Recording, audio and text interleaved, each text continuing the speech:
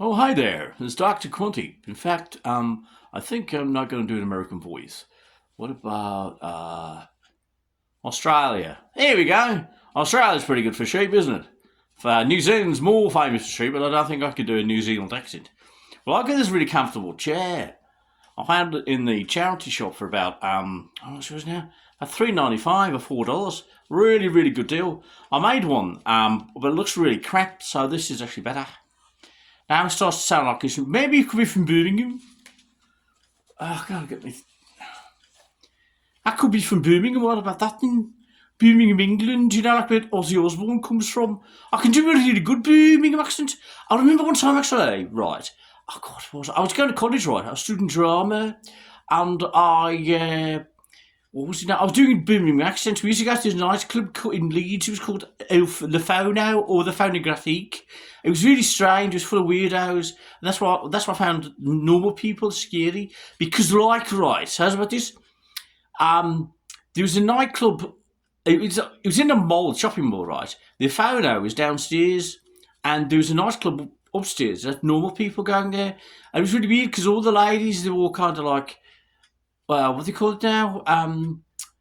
Pastel shirts and white shoes with bobby socks, and all the guys wore khaki trousers and pastel freaking button-up shirts with collars. And they were nasty people. The women and the men used to beat each other up. It was crazy. Anyway, what else was there? Oh yeah, I remember. So I was going to the Founder. The Founder's full of weirdos, punks and alternatives and goths. And the goths were weird, man, because they were like the goths nowadays. They used to call those people baby goths because they're all. It's kind of like goth with the fucking excuse me French manga kind of touch to it. So it's kind of like more like Japanese or something. Well, the traditional goths are into like the traditional music, like Sister Mercy and Bauhaus and stuff. But when in the Founding, you never saw them, right? They were like in the shadows. As soon as the song came on, the goth song, you know, like so I think like forgotten now, Sister Mercy or something. That's like actually, what did Bauhaus? What's the famous song? Crikey. Oh, Bela Lugosi's dead, right? So, imagine this, Bela Lugosi dead starts playing. Out of nowhere! All these goths just appeared and started dancing. The entire dance floor was full of leather and bondage gear. It was really cool. Anyway, so one day I was there. I was practicing my Birmingham accent. So I was talking like this to everyone. Now, all my friends knew that I didn't have a Birmingham accent, right? But this one guy came up to me. I was introducing him, and he started to speak in Birmingham accent too. I was like, wow. And so I thought we were just playing, right? Later on, right, the nightclub closed, but it was a college town, so we went out and we went to this person's house for a party. And so I started talking in my normal voice. Wow, this guy was actually from Birmingham, and he thought that I was taking the mickey, right? He said, "What's happened to your accent, man?" And I said, like, well, I'm practicing my Birmingham accent. I'm doing, like, different accents. Like, last week I was doing Newcastle. Today I'm doing Birmingham. And he goes, like, you're taking the piss out of me, aren't you? I was like, no, I'm not. It's just, like, it's an acting thing. And he just went crazy. And then what happened is, right, the party, again, it's in a college town, right? And what they do is they get houses and neighbourhoods that other people live in there. And it was a work day. I think it was a Thursday, or Wednesday or Thursday, right? And so it's coming to the end of term. And so somebody called the police. Now, in this party, there were things going on that you wouldn't, like the police know about, like underage drinking, was the least terrible thing. So suddenly the police come in, right, and they see everything's going on, and everyone starts to disappear into the shadows. I don't move, I'll be a statue kind of stuff. And so he's like, right, I know that you're having a party, I know it's the end of term, and I can see stuff that's going on here that I could arrest you for, but I won't, because I'm not that kind of guy. All I'm saying is turn the music down. Everyone that's outside, bring them inside, right? Keep the window and the door closed, right? And you'll be fine, okay? Just chill, relax. The neighbours are going to work tomorrow and they don't like the noise you're making. That's all, okay? This Birmingham guy stood up slowly and started walking towards the police officer. Very slowly, with determination.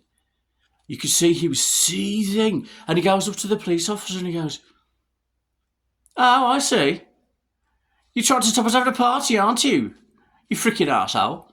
And the police officer was like, no, you don't understand. I could arrest you all, because I know that some of you are doing stuff that's illegal and stuff like that, but I'm trying to give you a break. I'm just here because the neighbours are complaining about the noise. You're a fucking arsehole. You're a fucking Nazi. You come here and you're just trying to destroy everything, aren't you? And the police officer, no, you don't understand. I could be that kind of guy, but I'm not. So what I'm doing is giving you the break, giving the chance to continue partying, just tone it down a bit. That's all I want you to do. You're a fucking arsehole. You're a fucking Nazi. And then the police officer changed his tactic. Now, all of us are freaking out, like, we're trying to, like, we can't move because it's like one of those things, because he was there with the partner, right? So the thought is, if I stood up and tried to walk for the door, it would like be vomiting latte. It can't, bloody hell. He would, catch me, as it were, like, and then get me arrested. So the only thing, all of them, the only thing they could just sit down and be very silent and think, shut the fuck up, you fucking moron, right? But he didn't, he kept going. But anyway, the police officer changed tactic. It was wonderful. Because he started fighting fire with fire. Not fire with fire, but like, yeah, he said, I am an arsehole. And then the Birmingham go, yeah, you're a dick, aren't you? And the police officer said, yeah, I'm a dick. I'm sorry. It's just the way that I am. I'm really sorry about that. You're a moron. He said, yeah, I'm a moron. I didn't really pass exams in school. That's why the only job I could get was I was a police officer. So this went on, and it was amazing because the police officer changed tactic. First of all, he was trying to explain to us and give us a break. And he still wanted to do that. And he realised by looking around that the only person that had a problem was this fucking guy from Birmingham. So instead of trying to explain this because he wasn't going to listen, he decided to just back off and take the offence and just give it back and say, all right, I'm a dick. Which removed the ignition from the guy from Birmingham. So he just kept throwing insults at the guy. And the police officer just said, yeah, I'm a dick. Yeah, I'm a moron. Yeah, I'm a Nazi. Yeah, I'm sorry, it's just the way I am. Sorry about that. And so what happened was the Birmingham guy lost his oomph, and that was it. And the police officer said, right, I'm going now. So if you get called again, I will arrest everyone. And so they left. And the Birmingham guy stood there, gobsmacked. He had no idea what was going on. Just stood there. Right, anyway, and so then we all packed up and left, really. Anyway, that's the party, and that's where I got the Birmingham accent from. I think it's pretty good. I was thinking maybe Australia, but the Australia turned to Birmingham, so I think I might do Birmingham. Anyway, this is Dr Qwunty. I hope you enjoyed the story. I know it's been about 8 minutes, but whatever. And yeah, I'm forgetting something else, I don't know. But yeah, I like my chair. Look at my chair, it's very nice. Look at this, it's really good. Cost me about $4.99 from the charity shop. Anyway, so look at the sky more often and be friendly. And this is something, right? I'm going on a bit now, but I just want to give you a little bit of word of advice, right? It's really true that your attitude, right, towards life does affect things. Like, for instance, this is something somebody told me. He's a Buddhist monk, actually. 2 stories, I tell you, right? Cracky. The first one is, there was this gentleman, right? Well, there's 2 gentlemen, and they both lost a dollar bill or a pound bill or some kind of currency, right?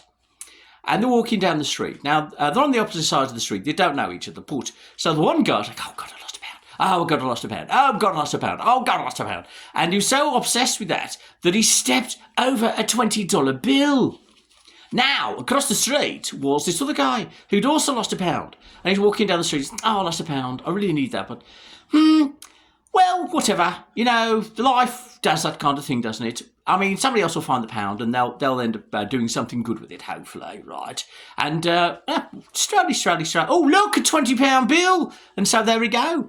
So it's all down to the attitude. And sometimes, I know, like, for instance, I know somebody who's in severe pain all the time, and it's very, very hard not to be aggressive. It's like when he walks around, it's more like he's got Tourette's. He's swearing all the time. And it's very, very easy to fall into that thing, especially if you're in pain. But if you try and think positive, or somebody said to me, think positive, man. Right, so if you try and think positive all the time, or try to do that, right? Not artificially, not like these people in corporate America or corporate businesses. Hello, I feel really cool. I speak to you as if I'm in a cult or something. Nothing like that, right? More like just, take life as it comes, right? And then you'll be surprised what happens. Like yesterday, I went out, I found this chair, I found a tripod for my father, and I found what else did I do? A bunch of stuff from charity stores. It cost me like nothing, man. I was talking to these people, I had brilliant conversations with all these nice people. And then today I was going out and I was talking to people, and they'd say, hello, and they're like, fuck off. They didn't actually say fuck off, but they had the attitude of go fuck yourself. And I don't like that. But, so that kind of made me like that also. Anyway, beside the point, the other story, right? There were these two Buddhist monks, right, walking down the street. And they come up to this river. And on the side of the river, there's this old lady. And she's got like a huge pack on her back, right? So she turns to the first Buddhist monk, and says, could you do me a greatest favour? Could you help me across the river? Because I'm afraid that the current is going to take me and my package down. Can you do that for me? And the Buddhist monk said, I can't really do that. I'm really sorry. And continued on his way. So she turned to the second Buddhist monk and said, can you help me cross the river? He said, all right. So they struggled, but they got across the river. And then that's it. She went on her way. Right. Now, the two Buddhist monks are walking, right? And they're walking for about half an hour or something like that. And then the first Buddhist monk goes to the second one. Sounds like a joke, but it's not. First Buddhist monk goes to the second one. Was that lady heavy for you? And then the second Buddhist monk says, I don't know what you mean. And the first Buddhist monk said, that lady that you helped to cross the river with a big package, right? She was kind of really heavy for you, wasn't she? And then the second monk started to laugh. And the first monk, what are you laughing at, man? He says, well, it looks like she was heavier for you than she was for me. He says, well, what the hell do you mean? He says, well, I carried across the river. You've been carrying it for the last 20 miles. So there you go. So just try and let things go. And one more thing, crikey, I don't know why, but one more thing is I used to work in a restaurant, right? So I used to wait tables. And there's this one time where there's a couple of guys came in and they were running me wild, man, running me wicked. They're like, unbelievably, on a straw, there's a straw. Okay, I want a straw. Oh, there's a straw. Okay, I need a fork. I get a fork. I need more water. So they're just running me like ragged, man. So I'm in the kitchen, the dishwasher, he is one of these guys that you come across, is very, very, very wise, right? And you wonder why he's dishwashing, because he's got other things going on, right? So he pulled me over, he said, calmly, what are you doing, man? I said, I'm waiting tables, man. I'm trying to do my job. He says, and well, what's going on? He says, they're running me ragged, man. I can't do anything right. And he said to me, you're thinking about this wrong. I said, why? He says, these guys, right, they kind of work middle management or something, right? So they've got people all over the place yelling at him. They've got the customers yelling at him, why isn't this working? They've got the bosses yelling, saying, why? Blah, blah. And so what they do is they come to places like this and take it out on the staff, right? So don't feel frustrated that you're not doing your job because you're trying your hardest, right? Feel sorry for them. Because after they finish eating, you're never going to see them ever again, right? Yeah, you're right. But for the rest of their lives, because of their attitude, they're going to have to think why everybody hates them. Wow, my mind was blown. I went back to the table and they were saying, this is wrong. And I was, I'm so sorry, man.